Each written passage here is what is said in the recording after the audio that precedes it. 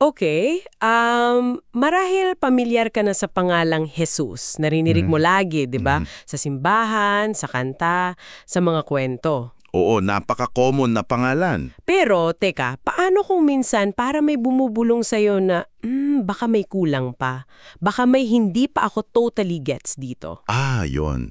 Yun yung moment na parang yung pangalan na dati anino lang, biglang nagkakaroon ng anyo.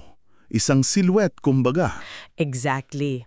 At yan mismo yung pag-uusapan natin ngayon. Susuriin natin yung isang specific stage bago pa man yung talagang masasabi nating pananampalataya na. Tama, gamit yung mga material na binigay mo, titingnan natin yung tinatamag na stage-7 o yung pagiging aware of Jesus.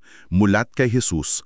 Base to dun sa Modified Angel Scale na ginagamit sa Christian missiology. Ano ba talaga itong stage na to? Yung pagiging aware lang, hindi pa yung, oo, naniniwala na ako. Kundi yung parang bukas ka lang, curious. Yung curiosity stage. At bakit nga ba ito mahalaga? Lalo na ngayon parang ang daming napapagod, naghahanap ng mas malalim na kahulugan, yung hindi nabibigay ng, alam mo na, promotion or bonus lang. Yun nga eh. So, ano ba talaga itong stage 7? Sabi mo nga, parang pag-transition mula sa shadow, papuntang silhouette. Oo, parang dati, idea lang, siya, or pangalan lang. Ngayon, parang may form na, may dating. Pero hindi pa rin clear, hindi pa rin siya kilalang kilala. Okay, so hindi pa faith. Pero sacred curiosity daw sabi sa sources. Ano kayang ibig sabihin nung sacred dun? Maganda yan. Siguro, ang implication hindi lang siya basta intellectual curiosity. Parang may something deeper. Madalas daw nagsisimula sa tanong na, what if? Paano kung totoo nga? Pero 'di ba minsan may kasamang tension 'yan? Yung parang may nararamdamang call or nudge, pero hindi mo alam anong gagawin, nakaka-confuse din minsan. Totoo yan. At diyan pumapasok yung theological angle. Based sa mga binasa natin, etong curiosity na to hindi raw aksidente. Sabi sa John 6:44, walang makakalapit kay Jesus kung hindi siya hinihila o dinidraw ng Ama. So may divine element pala talaga, hindi lang ako yung nag-iisip. Parang ganun nga, pero hindi siya yung parang forceful na paghila, kundi bayanad lang. Isang internal na paggising, kumbaga. At yung tension na sinasabi mo, baka yun na yung simula ng response mo dun sa paghila. Hindi mo na siya basta mabaliwala. So may divine initiative talaga sa likod ng curiosity na yan. Wow! So, itong pagiging mulat kay Jesus, kahit silhouette pa lang, mahalaga pala talaga siya sa paghanap natin ng meaning, lalo na sa panahon ngayon na ang bilis ng lahat. Oo, ito yung sinasabi nilang nagbibigay ng edge. Kasi sa gitna ng burnout, ng paghanap ng purpose na hindi mapunan ng external success, itong spiritual awareness, kahit initial pa lang, pwedeng maging simula ng pag-build ng inner resilience, yung katatagan na hindi galing sa labas. Parang may nabasa rin akong examples nito sa Bible, tama ba? Sino nga ulit yung mga characters na parang dumaan sa ganitong phase? Oo. Dalawang classic examples, si Nathaniel at si Nicodemo. Si Nathaniel sa John 1, di ba? Nung una, ang skeptical niya, may mabuti bang galing sa Nazareth? Parang ang nega agad. Oo nga. Anong ginawa ni Jesus dun? O ni Philip pala? Si Philip, simple lang. Hindi siya nakipag-argumento. Sabi lang niya, halika't tingnan mo. Invitation. Yun lang. Tapos si Nicodemo, siya yung leader, di ba? Tama. Religious leader pa. Lumapit siya kay Jesus pero patago sa gabi. Kasi siguro maraming tanong pero ayaw ma-judge. At si Jesus, hindi siya minadali. Hindi sinermonan agad. Binigyan siya ng space, ng time para sa malalim na usapan.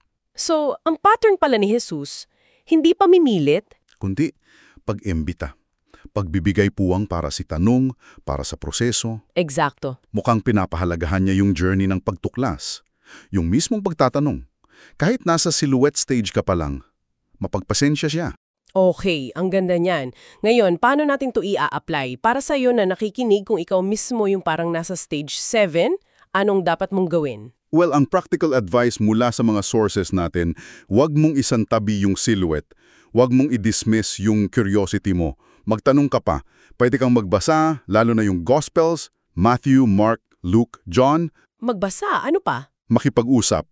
Humanap ka ng taong mapagkakatiwalaan mo, nakilala mo na sumusunod kay Jesus. Pero ang purpose, hindi para ma-convert ka agad, kundi para may makinig sa'yo, para may makasama ka sa pag-explore ng mga tanong mo. Okay, yun pala kung ikaw yung nasa stage na yon. Paanong tayo may kakilala? May kaibigan, katrabaho, kapamilya, na parang nandun sa aware stage pero hindi pa decided. Ano ang role natin? Mahalaga yan. Kasi minsan, ang tendency natin, itulak agad sila sa next step. Di ba? Mangaral agad.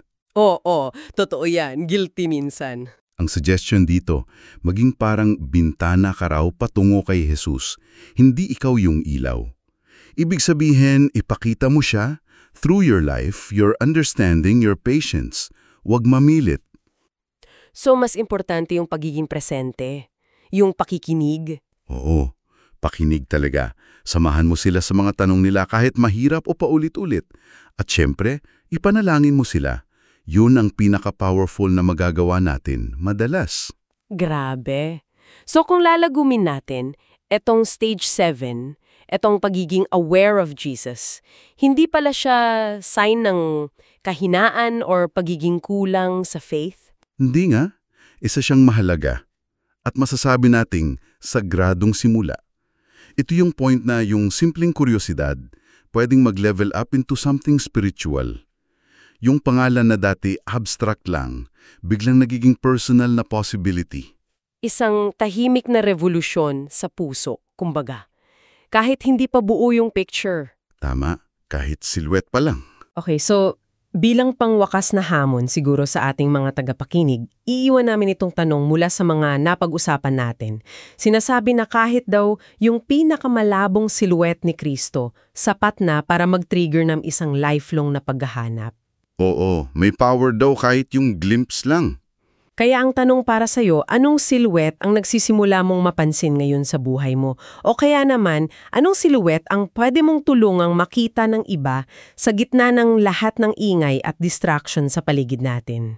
At laging nariyan yung paalala, di ba? Mula sa Revelation 3:20, nakatayo ako sa pintuan at kumakatok. Kahit parang silhouette pa lang siya sa isip mo, siya ay nag-aaniyaya, naghihintay. Maraming salamat sa malalim na pagsisid na ito.